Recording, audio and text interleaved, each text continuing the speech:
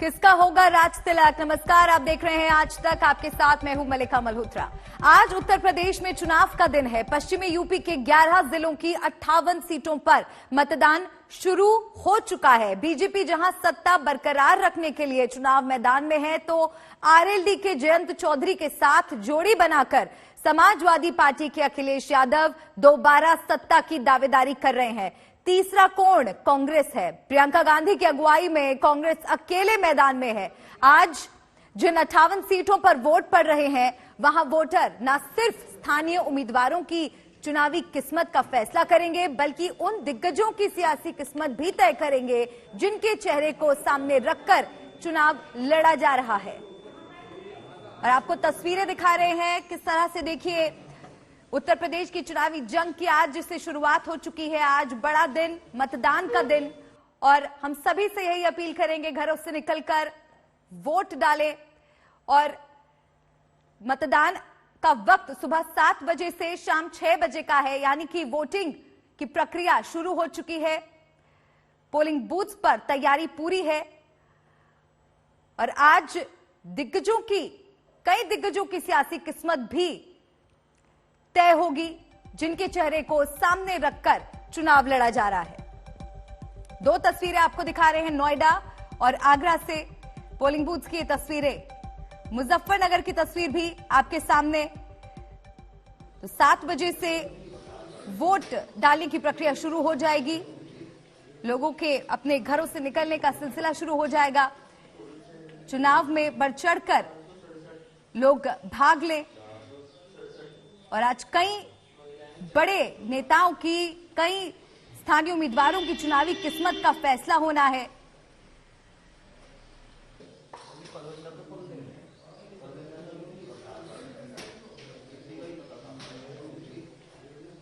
राम किंकर मेरे सहयोगी गाजियाबाद से मेरे साथ जुड़ गए हैं।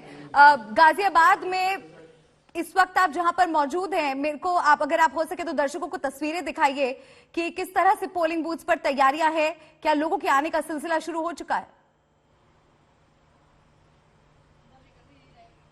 अर्पिता, बिल्कुल, चूंकि मतदान शुरू हो चुका है, लिहाजा जो लाइन बाहर लगी थी और फिलहाल अब वो लोग अंदर जा चुके हैं अपना वोट देने के लिए।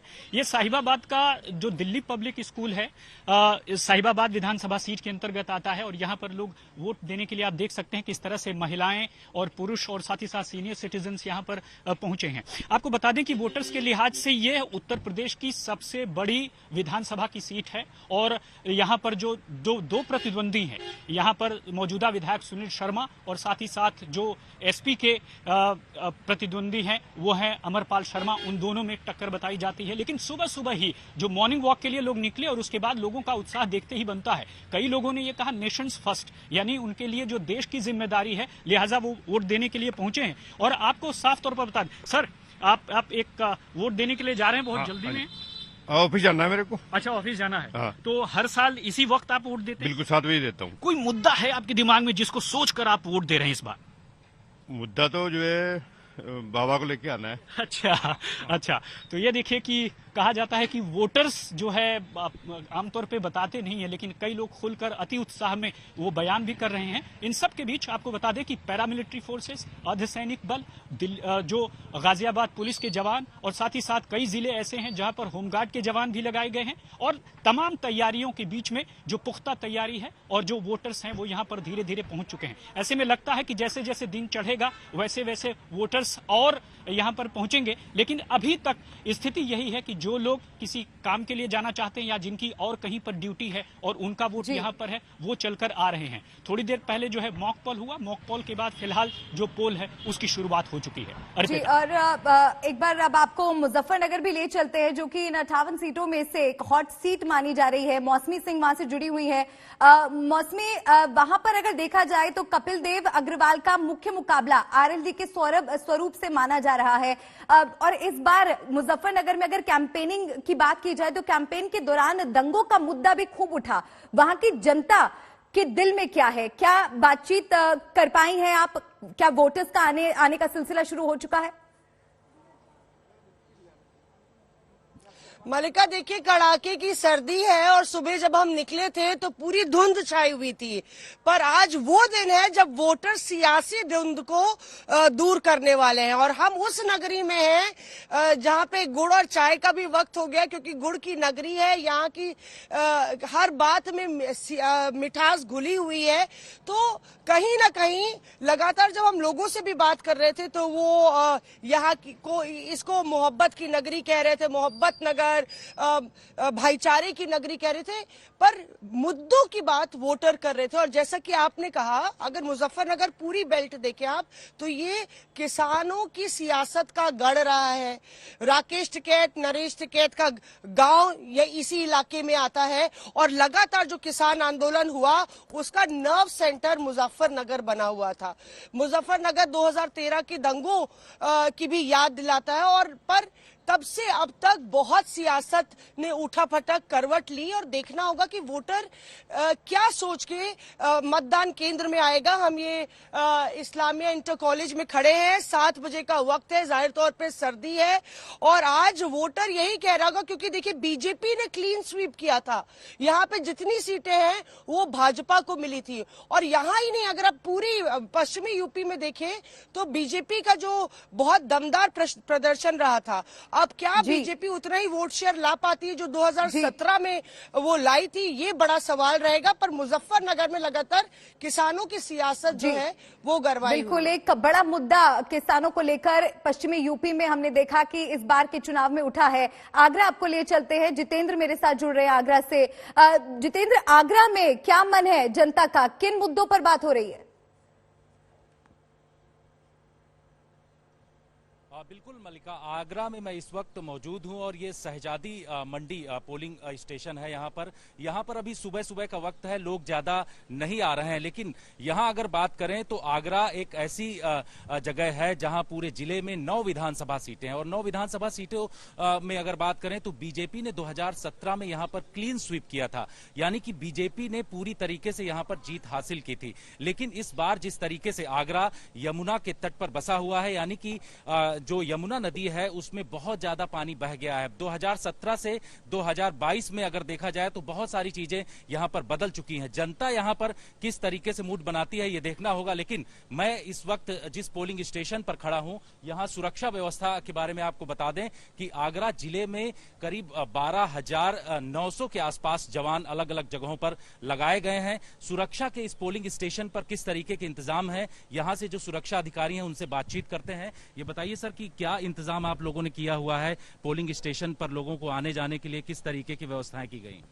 हम लोगों का पहला दायित्व ये है कि हम लोग जो है शांतिपूर्ण मतदान कराएं और हमने जो है यहाँ पे 6 पोलिंग सेंटर है हमारे और हाफ सेक्शन जो है हमारा पैरामेट्रिक फोर्स लगा है। उसके अलावा प्रत्येक बूथ पे हमारी पुलिस का डिप्लॉयमेंट है।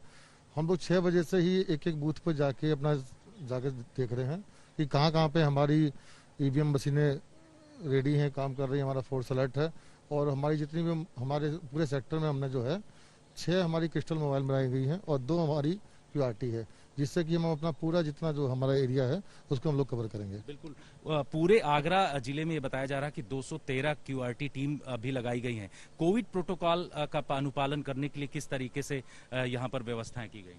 हमने सेंटर पे जो है यहाँ पर सैनिटाइजर, मास्क और उसके अलावा जो है यहाँ पर लोगों को, जो भी लोग मतदान करने आएंगे उनको वहीं गेट से बताया जाएगा कि वो लोग मास्क का यूज करें तथा यहाँ पर पोलिंग सेंटर पे भी हमने मास्क का और सैनिटाइजर की व्यवस्था रखी गई है। बिल्कुल, तो मलिका यहाँ पर सुरक्षा के कड़े इंतजाम किए गए हैं और ये बताया जा रहा है कि अलग अलग जगहों पर ऐसे ही सुरक्षा दी जा रही, क्योंकि यहाँ के जो 9 विधानसभा क्षेत्र हैं वहां पर कई ऐसे विधानसभा क्षेत्र हैं जो काफी सेंसिटिव माने जाते हैं, इसलिए सुरक्षा के कड़े इंतजाम किए गए हैं। यहाँ 129 कंपनियां जो हैं वो सुरक्षा व्यवस्था के यहाँ पर लगाए गए हैं, जिसमें से पैरामिलिट्री फोर्सेस के साथ साथ जो स्टेट पुलिस है वो पूरी तरीके से यहाँ पर शामिल है। तो कुल मिलाकर के यहाँ 7 बजे जो जिस पोलिंग स्टेशन पर मैं मौजूद हूं, यहाँ की स्थिति आपको दिखाना चाहेंगे कि अभी बहुत ज्यादा लोग यहाँ पर नहीं जितेंद्र, अभी बहुत ज्यादा लोगों के आने का सिलसिला शुरू नहीं हुआ है। कुमार अभिषेक का रुख करेंगे, शामली से मेरे साथ जुड़ गए हैं।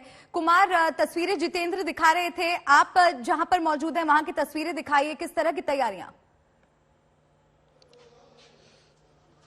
बिल्कुल मल्लिका, मैं कैराना में हूं और कैराना का ये पोलिंग बूथ है जहां पर हम इस वक्त मौजूद हैं। हम आपको फिलहाल तस्वीरें दिखाते हैं। सुबह पोलिंग की शुरुआत हो चुकी है। लोगों की लाइन थी, 4-5 लोगों ने अभी वोट किया है, लेकिन बहुत सुबह का वक्त है और लोग धीरे धीरे करके पोलिंग बूथ पर आ रहे हैं। दूसरी तरफ सुरक्षा के भी नजरिए से देखिए, क्योंकि कैराना बेहद ही संवेदनशील उन जिलों में है जिसे कि घोषित किया गया है। 58 में से 12 जिले संवेदनशील हैं और यहाँ पर कई जो है पोलिंग बूथ बनाए गए हैं। कई लोगों ने वोट किया है। हम उन लोगों से बात करने की कोशिश करेंगे कि आखिर इस बार का मुद्दा क्या है। दरअसल कैराना में पलायन सबसे बड़ा मुद्दा रहा है और बीजेपी ने इसे मुद्दा बनाया है, लेकिन क्या स्थानीय स्तर पर भी ये मुद्दा है? हम आपको एक बार पूरा दृश्य दिखा देते हैं। सुबह सुबह का वक्त है, जो उम्मीद की जा रही थी कि लोग यहाँ पर वोटिंग के लिए आएंगे। कुछ लोगों ने अभी तक वोट डाला है, कई लोग हैं इस वक्त हमारे साथ, हम उनसे बात करने की कोशिश करें। क्या है इस बार के मुद्दे कैराना? सुरक्षा ही है जी, सब सुरक्षा। क्या कुछ सबसे बड़ी तो सुरक्षा जी, और गुंडागर्दी खत्म हुई, विकास करा योगी सरकार ने। ये इस बार के मुद्दे हैं। तो इनकी बातों से झलकता है कि आखिर इनके लिए क्या मुद्दे हैं, लेकिन हम फिर दिखा रहे हैं आपको अपने बूथ के हालात। देखिए, शामली वो जगह है जहां बीजेपी के पास 2 सीटें थी। एक सीट पिछली बार बीजेपी के खिलाफ जो दल थे उनके पास थे, लेकिन निश्चित तौर पर इस बार कहा यह जा रहा है कि गोलबंदी बहुत तेज है जी। गन्ना का इलाका है, जाटों का इलाका है और साथ साथ 2 अहम सीट है यहाँ पर। एक खुद थाना भवन से जो लड़ रहे हैं सुरेश राणा, वो इस वक्त मैदान में हैं। इस बार कई लोग इस बार देखिए आना भी शुरू हो गया है। महिलाओं की का एक पूरा झुंड इस वक्त वोटिंग के लिए आ रहा है। सुबह सुबह का वक्त है, आप लोग वोट देने आई हैं। क्या है इस बार के मुद्दे? किस आधार पर वोट कर रहे हैं? फूल पर। क्या है मुद्दे? फूल। अच्छा, तो ये लोग सीधा जिन्हें वोट करना है उनका बता रही हैं, लेकिन मैं आपको बताऊं कि कैराना जिसे सबसे बड़ा मुद्दा बनाया गया था पलायन का, बिल्कुल, वहां पर वोटिंग शुरू हो चुकी है। ठीक है अभिषेक, कुमार कुणाल भी मेरे साथ जुड़ गए हैं। कुमार कुणाल का रुख करेंगे। आप जहां पर मौजूद हैं, किस तरह से वहां पर आप हलचल देख रहे हैं? क्या वोटर्स के आने का सिलसिला शुरू हो गया है? और तस्वीरें आप हम तक पहुंचाइए। मल्लिका, हम मेरठ में हैं और मेरठ इसलिए जाना जाता है क्योंकि क्रांति की धरती है। 1857 का गदर यहीं से हुआ था और इस बार गदर किस तरफ होगा, क्या वाकई कुछ क्रांतिकारी होगा, वो सब कुछ पता चलेगा। लेकिन बड़ा रोचक चुनाव है पूरे पश्चिमी उत्तर प्रदेश का इस बार। मेरठ में शहरी क्षेत्र में हम हैं, लेकिन इस बार जो मुख्य चुनाव है वो ग्रामीण क्षेत्रों में है। सरधाना, सिवाल खास, इस तरीके की जो सीटें हैं, किठोर, वहां पर बहुत मजेदार इस बार जो पूरा समीकरण है देखने को मिलेगा। हम तुरंत तस्वीरें भी आपको दिखाते हैं कि ये सुबह शहरी इलाके में भी किस तरीके से कतारें लग गई हैं और लोग वोटिंग के लिए लाइन में आकर के अपनी बारी की प्रतीक्षा कर रहे हैं। क्या है मुद्दा इस बार? मुद्दा तो बढ़िया ही रहेगा जी, बढ़िया रहेगा। हाँ, नहीं मुद्दा क्या आप लोग लगता है, क्या सोच करके इस बार किस चीज के लिए वोटिंग हो रही है? वोटिंग बीजेपी के लिए हो रही है। बीजेपी के लिए हो रही है। कोई मुद्दा है? मुद्दे की बात अगर हम करें तो बोल डरता है। आप युवा भी हैं, इस बार रोजगार बेरोजगारी कुछ मुद्दा है?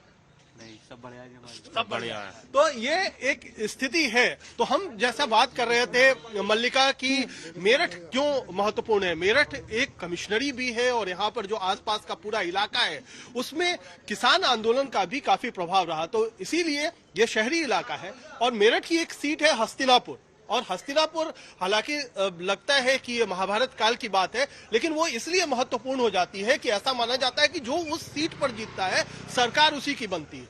तो ये लगातार एक रिवायत रही है कि उस सीट पर जो जीता है उसने सरकार बनाई है। तो एक नजर वहां भी रहेगी कि हस्तिनापुर में क्या होता है, क्योंकि शायद वो जो एक बना हुआ है रिवायत वो बरकरार रहेगी या वो हट जाएगा। तो इस तरीके की तस्वीरें हैं। आज धुंध भी ज्यादा है, शायद सियासत में जिस तरीके से क्लैरिटी नहीं है उसकी भी ये परिचायक है कि क्या इस बार लग रहा है कांटे का मुकाबला, तो उसको भी ये धुंध दर्शाता है। बिल्कुल कांटे के मुकाबले की बात आपने कुमार बिल्कुल ठीक कही। वरुण के पास चलेंगे, मुजफ्फरनगर से मेरे साथ जुड़ गए हैं।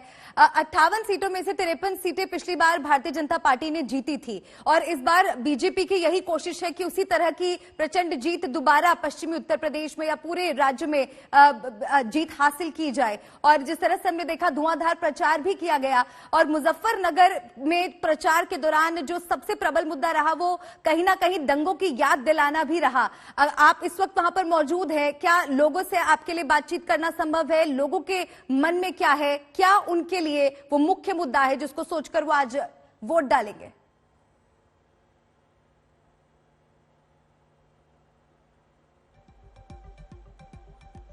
कहा कि कई सारे ऐसे मुद्दे थे जिसके बारे में सोचकर लोग वोट डाल रहे हैं। तो पहले मैं आपको तस्वीरें दिखाता हूं। आप देखेंगे सुबह सुबह यहां पर लाइन लगनी शुरू हो चुकी है। ये पहली तस्वीर देखिए और दूसरी तस्वीर में आप देखेंगे तो लोग लगातार जो हैं यहां पर आपको लाइन लगाए हुए नजर आएंगे। ठंड के मौसम में सुबह सुबह जब कई सारे पोलिंग बूथ पर लोग निकलने से बचते हैं तो ऐसे में अगर जगह पर लाइन लगी नजर आती है तो सोचिए किस तरीके के हालात होंगे। और शायद यही तस्वीरें दिखाती हैं कि किस तरीके से लोकतंत्र के इस सबसे बड़े पर्व में चाहते हैं तमाम जनता हिस्सा लेना। अब कुछ लोगों से पूछते हैं कि आखिर इस बार इनके मुद्दे क्या हैं, तो दिमाग में कौन कौन से मुद्दे चल रहे हैं जिसके तहत वोट डालने आए?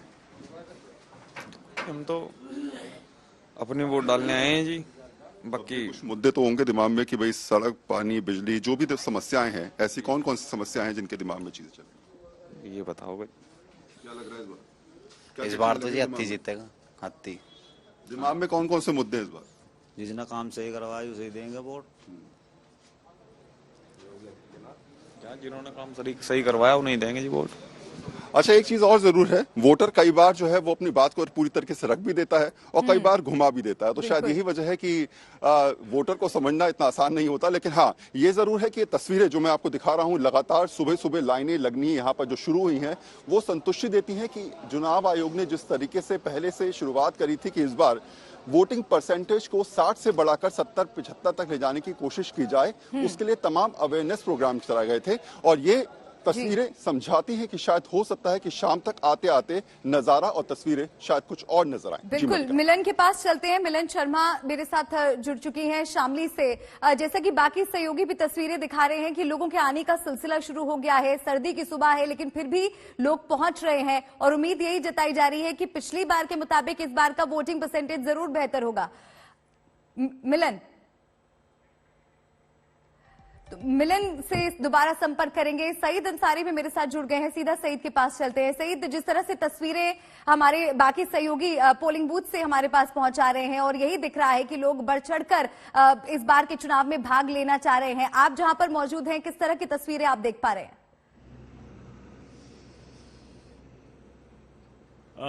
मलिका, हम मेरठ की सरधना सीट पर हैं। ये मेरठ की सबसे हॉट सीट है और हॉट सीट इसलिए कि यहाँ पर संगीत सोम और अतुल प्रधान जो कि सपा और आरएलडी के गठबंधन के उम्मीदवार हैं। देखिए, कोहरा जबरदस्त है, इतना ज्यादा कोहरा है कि बूथ पर एक भी आदमी फिलहाल दिखाई नहीं दे रहा है और इंतजार हम सिर्फ इस बात का कर रहे हैं कि कुछ लोग आए बूथ पर और वोटिंग शुरू हो और आपको दिखाएं। एक माताजी यहां पर जाती हुई जरूर हमें दिखाई दी हैं, लेकिन मेरठ के 7 सीटों में ये सबसे महत्वपूर्ण सीट सरधना है।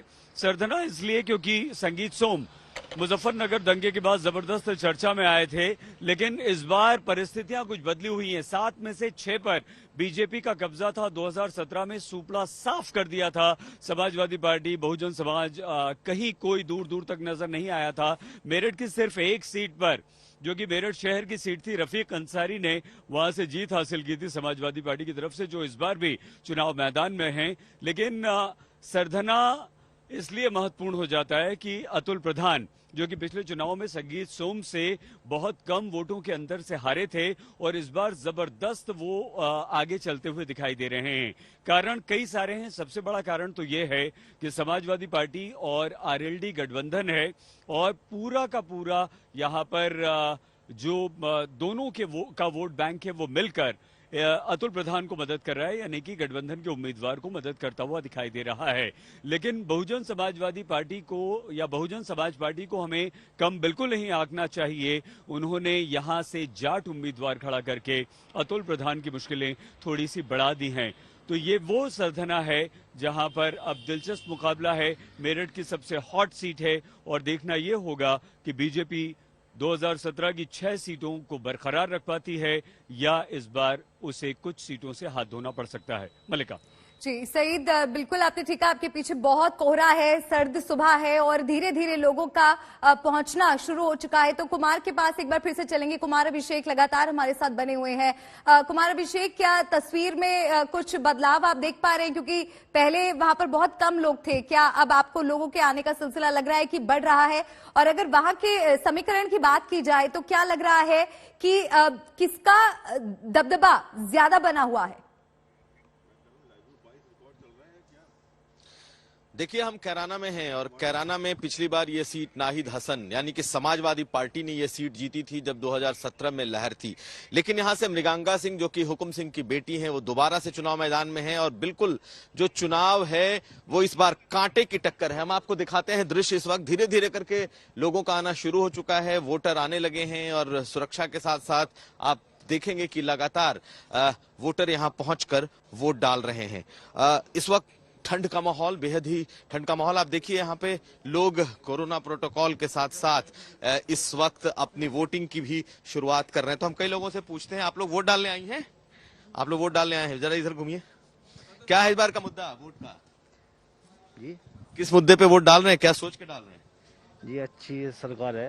अच्छा, हाँ जी, कमल को वोट देगी। आप क्या सोच कर आई हैं वोट डालने? महिला सरकार है वो फूल बजाएगी। अच्छा, तो ये सीधा पार्टी का ये लोग नाम ले रहे हैं। देखिए, कई लोग और इस वक्त आ रहे हैं चूंकि ये कैराना है और कैराना में पहले भी ध्रुवीकरण हुआ है और जिस तरीके से कैराना के इस पलायन को मुद्दा बनाया गया, सिर्फ यही नहीं बल्कि पूरे प्रदेश में इस पर सियासत हुई है। तो सुबह का ये माहौल है और लोगों का आना, वोटरों का आना शुरू हो चुका है। जैसे जैसे दिन चढ़ेगा वैसे वैसे वोटर्स की तादाद भी बढ़ती जाएगी। अभिषेक, आज से लोकतंत्र के महापर्व की शुरुआत हो गई है। 5 राज्यों में चुनाव है। आज फर्स्ट फेज का चुनाव जो है उत्तर प्रदेश में हो रहा है और इस समय हम बागपत में, और आप देख सकते हैं कि काफी ठंड है, कोहरा है। 7 बजे ही जो है यहाँ पर एक लंबी लाइनें जो है लगनी शुरू हो गई हैं और काफी भारी तादाद में जो वोटर्स हैं वो बाहर निकल के आए हैं। स्पेशल व्यवस्था भी जो है इलेक्शन कमीशन ने की है। उन्होंने जो है पिंक बूथ बनाए हुए हैं। इसमें आप देख सकते हैं कि किस तरीके से पुलिस के जो यहाँ पे लोग तैनात हैं वो कह रहे हैं कि कोविड के प्रोटोकॉल्स को फॉलो करते हुए थोड़ा डिस्टेंस बिठा के चलें। सबको बोल रहे हैं मास्क पहने।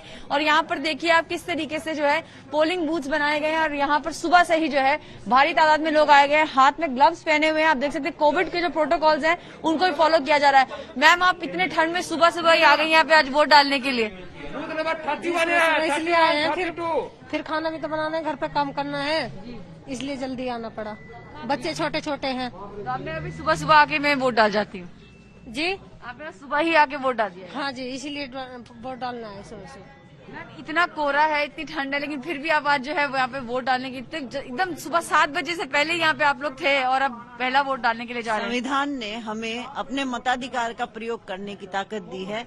हम उसी का उपयोग करने के लिए यहाँ पर पहुँचे हैं। हमें अपना जो विधायक है वो चुनना है, इसलिए यहाँ पर आए जी। तो आप देखिए यहाँ पर जो है हाथ में ग्लव्स पहना हुआ है, सुबह सुबह आ गया। जैसे अभी एक वोटर ने कहा कि जो है संविधान ने हमें हक दिया है और हम अपने आज हक का जो है इस्तेमाल करने के लिए आए हैं। यहाँ पे काफी ज्यादा भारी तादाद में लोग मौजूद हैं। सबको ग्लव्स पहनाए जा रहे हैं। आप देख सकते हैं पुलिस जो यहाँ पे तैनात है भारी संख्या में, उनके अलावा पैरामिलिट्री फोर्सेज हैं और यहाँ पर जो है लोगों को कहा जा रहा है कि वो सोशल डिस्टेंसिंग मेंटेन करें। अंदर जो है बूथ बने हुए हैं, उसमें एक पिंक बूथ भी बना रखा है जो कि महिलाओं के लिए है। भारी तादाद में जहाँ पर हम इस समय हैं बागपत में, वहाँ पे सुबह से ही इतनी लंबी लंबी लाइनें देखने को मिल रही हैं। कोहरा बहुत ज्यादा पड़ रहा है, ठंड भी बहुत है। सर, मुद्दे कौन से रहेंगे, किन मुद्दों पे वोट करेंगे? केवल विकास का, केवल विकास के लिए, देश हित के लिए। जो देश हित में काम करेगा उसे हम वोट देंगे। से बहुत सारे जो लोग हैं वो गए हैं। जितने लोगों से हमारी बात, इन सबने कहा है कि विकास का मुद्दा जो है वो मेन रहेगा, उसी को देखते हुए वो लोग वोट डालेंगे।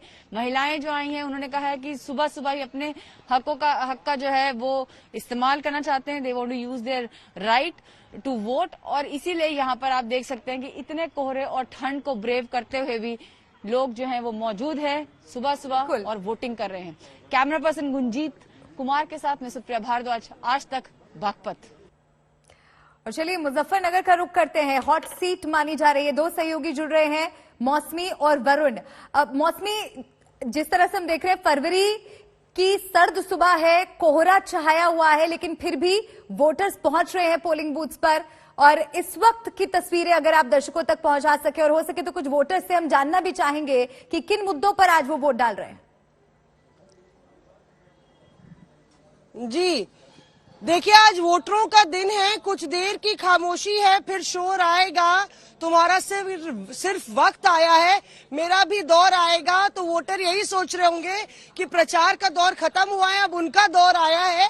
और जाहिर तौर पे मुजफ्फरनगर में लगातार जिस तरह से आर पार की लड़ाई छिड़ी हुई है, आपको मिलाते हैं।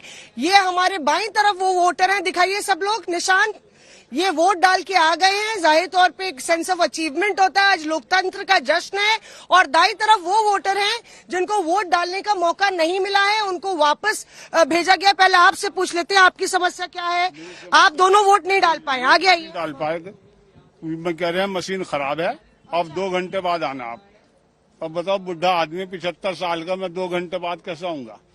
बहुत दूर से तो आना पड़े। आप 1 घंटे से इंतजार कर रहे हैं, मैं देखा कि काफी पहले आप 1 घंटे मुझे इंतजार करते तो हो गया, अब भी 1-2 घंटे माना। आपको क्या बोला गया? मुझे भी मशीन खराब होने का बोला गया। मैं घर पे बोल के आया था कि मैं पहले वोट डालाता हूँ, फिर आप लोग आ जाइएगा। वो लोग भी आ चुके हैं, वो मेरा इंतजार देख रहे थे कि मेरी फैमिली है। जी सर। आप लोग भी सब इनके घर के हैं, पर अभी इंतजार करना पड़ेगा। जी हम इंतजार कर रहे हैं अभी काफी देर से, और मशीन खराब बता रहे हैं जी, इंतजार ही करना पड़ रहा है। तो ये देखिए, सारे वोटरों की जो लाइन है यहाँ पे लगी हुई है। ये वोटर वो वोटर हैं जो सुबह से आ गए हैं। तमाम महिलाएं भी हैं जो इंतजार कर रही हैं। आप दोनों वोट डाल के आए हैं, कितनी खुशी है? बहुत खुशी है। सुबह नमाज पढ़ के वोट डाली, अब नाश्ता करेंगे जाके। बहुत बढ़िया, सबसे पहला काम यही हुआ। आपको भी भेजे नाश्ता? नहीं, ये तो मुजफ्फरनगर की देखिए कितनी मिठास है, यहाँ के लोगों की मिठास है कि मोहब्बत का नगर कहा जाता है। हाँ, अल्लाह का शुक्र है, मोहब्बत नगर ही है। तो क्या डाल दिया आपने सुबह ना डाल दिया, अब नाश्ता करेंगे जाके, सुबह वोट डाल दिया जाके। तो चुनाव आयोग के संज्ञान में हम लाना चाहते हैं कि इस्लामिया इंटर कॉलेज है, यहाँ पे इतने सारे वोटर हैं जो इंतजार कर रहे हैं। इनको 2 घंटे बाद वापस आने को कहा गया है। क्या संभव होगा? आप जाएंगी फिर वापस आएंगी, आपके लिए संभव होगा वापस आना? जी, इंतजार करने को बोला गया। हम कर लेंगे इंतजार। क्या लगता है आपको, क्यों जरूरी है वोट डालना? आप युवा हैं। हमारा अधिकार है, जिसे हम पसंद करते हैं हम उसे वोट देंगे और सिलेक्ट करेंगे। जी, बता दें आपको कि मुजफ्फरनगर सदर कॉन्स्टिट्यूएंसी है और यहाँ पे कपिल देव जो कि राज्य मंत्री हैं योगी सरकार में, उनका मुकाबला हो रहा है सौरभ स्वरूप से। सौरभ स्वरूप के भाई भाजपा चले गए क्योंकि उनको टिकट नहीं मिला, और पुरानी पारंपरिक उनकी ये सियासत रही है, यहाँ पे परिवार की सियासत रही है। तो देखते हैं कि क्या मुजफ्फरनगर की जो चाय जिसमें कहा जाता है चीनी है या चीनी में चाय है, ये पता नहीं चलता, उसमें देखते हैं कि किसका सियासी घोल मिलता है। वरुण भी मुजफ्फरनगर से जुड़ गए हमारे साथ। वरुण, जिस तरह की परेशानी वहां पर वोटर्स को आ रही है, उम्मीद कर रहे हैं कि जहां पर आप मौजूद हैं वहां पर सुचारू रूप से प्रक्रिया वोटिंग की चल पा रही है। और साथ ही ये भी मैं आपसे समझना चाहूंगी, क्योंकि आप वहां पर मौजूद हैं, ग्राउंड जीरो से रिपोर्टिंग कर रहे हैं, जैसे कि भारतीय जनता पार्टी को एक डिसाइसिव मैंडेट 2017 में मिला पश्चिमी उत्तर प्रदेश की अगर बात की जाए, लेकिन एसपी और आरएलडी के गठबंधन से कहीं ना कहीं ये भी लग रहा है कि वोट बैंक पर डेंट पड़ सकता है, और ये एक बहुत बड़ा मौका उनके रिवाइवल का भी है।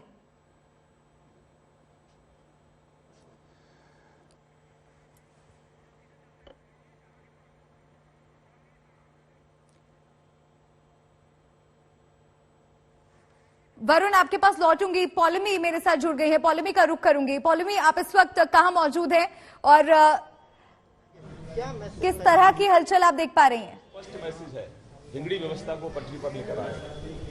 जी मलिका, इस वक्त हम जो गोवर्धन में हैं, ये मथुरा से थोड़ी ही कुछ किलोमीटर बाहर पर है और गोवर्धन में इस वक्त हम गिरिराज जी के मंदिर में हैं, जहां पर श्रीकांत शर्मा जो भाजपा के प्रत्याशी हैं और ऊर्जा मंत्री भी इस सरकार में रहे हैं, वो दोबारा से मथुरा से लड़ रहे हैं इस इलेक्शन में। वो यहाँ पर आए हुए हैं, वो उन्होंने यहाँ पर पूजा अर्चना की है और अभी थोड़ी देर में यहाँ से निकलते हुए वो जाएंगे गाठोली, अपने गाँव यहाँ पर ही गोवर्धन में, जो यहाँ से 4-5 किलोमीटर दूर है, और वहां पर वो अपना वोट डालेंगे। तो गिरिराज जी के मंदिर पर आए हुए श्रीकांत शर्मा, और यहाँ पर आप देख ही रहे हैं काफी सारे मीडिया के लोग और कर्मी भी जुड़े हैं। हम थोड़ी ही देर में, बस 1-8 मिनट में श्रीकांत जी से बात करने की कोशिश करेंगे, क्योंकि दोबारा से वो यहाँ से चुनाव लड़ रहे हैं। पहले तो दिल्ली में हुआ करते थे, पार्टी के प्रवक्ता थे और उत्तर प्रदेश इलेक्शन लड़ने के लिए 2017 में यहाँ पर आए थे और 2022 में अब दोबारा यहाँ पर आए हुए हैं इलेक्शन लड़ने के लिए। ऊर्जा मंत्री रहे हैं और आपने अगर योगी आदित्यनाथ जी का कल का जो वीडियो उन्होंने जारी किया है वो देखा होगा, तो सबसे पहली बात जो उन्होंने कही थी वो बिजली घर घर पहुंचाने की बात की थी। तो उसी स्तर पर इनफैक्ट भाजपा जो है इस इलेक्शन में उतरी है। काफी सारे मुद्दे हैं। श्रीकांत जी हमारे साथ इस वक्त मलिका लाइव जुड़ रहे हैं आज तक पर। श्रीकांत जी, आप अभी गिरिराज जी की पूजा अर्चना कर आए हैं, अब आप जाएंगे अपने गाँव वोट भी डालने, दोबारा से लड़ रहे हैं। धुंध काफी है बाहर पर, साफ नजर आ रहा है आपको? बिल्कुल धुंध छटने वाली है, सूरज और तेज गति से निकलेगा, कमल खिल रहा है। इस बार 300 के पार हम लोग जाने वाले हैं, क्योंकि ये चुनाव कोई सामान्य चुनाव नहीं है। ये चुनाव बहन बेटियों की सुरक्षा से जुड़ा चुनाव है। यह चुनाव उत्तर प्रदेश के नौजवानों के भविष्य से जुड़ा चुनाव है। यह चुनाव जो हमारे बच्चे हैं छोटे, उनको बेहतर भविष्य हम लोग दें, ये उसका चुनाव है। बेहतर वातावरण दें उनको। जिस तरह की समस्याएं उत्तर प्रदेश में रही हैं 20 साल से, यहाँ देखें आप तो आया राम गया राम, सपा बसपा बसपा सपा, ये सब इनका रहा है। तो ये उत्तर प्रदेश ये हिस्ट्री नहीं दोहराएगी, आपको नहीं लगता? आया राम गया राम की एक सरकार जो आती है वो रिपीट नहीं होती है? नहीं, जनता बहुत खुश है। जनता को लग रहा है कि कमल ही विकास कर रहा है, कमल ही विकास करेगा, क्योंकि कमल ने विकास किया है, इसलिए कमल पर लोगों का भरोसा है। पश्चिमी उत्तर प्रदेश में लड़ाई काफी टक्कर की है, ये माना जा रहा है। देखिए, लोकतंत्र है, हम अपनी बात कर रहे हैं लोगों से। हमने पूरे उत्तर प्रदेश की बात करें, लॉ एंड ऑर्डर पर हमने बहुत काम किया है। हर घर में हमने रोशनी पहुंचाई है। उत्तर प्रदेश में गांव में अंधेरा रहता था, आज हर गांव में सूरज से लेकर सूर्योदय तक रोशनी रोशनी है। तो आप गलियां देखें, सड़कें देखें, पूरा उत्तर प्रदेश दूधिया रोशनी में नहाया होता है। तो ये गौरव की बात है। मेरे प्रदेश के अंदर 1,43,00,000 ऐसे घर थे जहां अंधेरा था। आजादी तो हमको मिली, लेकिन गरीब के घर को, उत्तर प्रदेश के निवासियों को अंधेरे से आजादी नहीं मिली। तो हमारी सरकार ने उनको अंधेरे से मुक्त किया है। हमारे प्रधानमंत्री ने धुएं से मुक्त किया है। आयुष्मान के कार्ड सबको बनवाए हैं, पक्की छत सबको दी है, डबल इंजन की सरकार है हमारी, सबको मुफ्त में 2 राशन दे रही है, महीने में 2 बार वैक्सीनेशन सबका हुआ है। तो ये हम लोग बिना किसी भेदभाव के ये सरकार काम कर रही है, यानी कि 100% लोगों के लिए काम करती है। अभी तक 20% के लिए लोग काम करते थे। अच्छा, तो 80 बनाम 20 यही लड़ाई है? मैं तो 100% की बात कर रहा हूँ, लेकिन पूर्व में जो लोग थे वो केवल एक विशेष वर्ग के कुछ लोगों के लिए ही काम करते थे। उनकी सरकार बहुत सीमित थी, बहुत संकीर्ण मानसिकता के साथ वो लोग काम करते थे। श्रीकांत शर्मा पूरे आत्मविश्वास से भरे हुए हैं और अपनी उपलब्धियां, अपनी सरकार की उपलब्धियां वो यहाँ पर गिनाते हुए नजर आ रहे हैं। उन्हें विश्वास है कि 100% की लड़ाई है, 80 बनाम 20 भी नहीं। रुक करेंगे सईद का। सईद भी हमारे साथ लगातार जुड़े हुए हैं। सईद, जब आप थोड़ी देर पहले तस्वीरें दिखा रहे थे तो आपके पीछे कोहरा ही कोहरा था और वोटर्स तदारत नजर आ रहे थे। क्या स्थिति कुछ बदली? क्या लोगों के आने का सिलसिला शुरू हुआ? बिल्कुल, अरे बदल गई मलिका, बदल गई स्थिति। देखिए, सीधे संगीत सोम जी यहाँ पर खुद मौजूद हैं हमारे साथ और उन्होंने शुरुआत कर दी है। सबसे पहले पूजा पाठ की तस्वीरें हमने आपको दिखाई और इस वक्त खुद 2 बार के विधायक लगातार संगीत सोम जी हमारे साथ हैं। संगीत जी, इस बार क्या उम्मीद, हैट्रिक लगा रहे हैं आप? इसमें भी विचार करना पड़ेगा। आप निश्चित रहिए, भारतीय जनता पार्टी सरधना विधानसभा 50,000 प्लस सीटों के साथ जीतने जा रही है। पिछली बार वोटों का जो अंतर था आपके प्रतिद्वंद्वी का, अतुल प्रधान का, वो कम था और इस बार गठबंधन भी हो गया है आरएलडी समाजवादी पार्टी का। क्या कहीं ये आपको चिंतित करता है? बिल्कुल चिंतित नहीं करता। हमने देखा है कि लोकसभा में सपा, बसपा, लोकदल, कांग्रेस चारों मिलकर लड़े थे सरधना पे, तो तब भी हारे थे। तो अब कौन सा गठबंधन अलग हो गया है? चारों थे तब, बसपा भी इनके साथ थी और चारों सरधना पे हारे थे। बहुजन समाजवादी पार्टी मदद कर रही है आपको? नहीं, हमें क्यों मदद करेगी? बहुजन समाजवादी पार्टी अपना चुनाव लड़ा रही है। क्या आपको लगता है कि गन्ना किसानों का जो मुद्दा है, यहाँ पर तराई का क्षेत्र है आपका, ज्यादातर वही लोग हैं, गन्ना किसान हैं, किस तरह से आपके साथ हैं? क्योंकि किसानों का आंदोलन और किसानों का विरोध, उससे चिंतित तो नहीं है आप?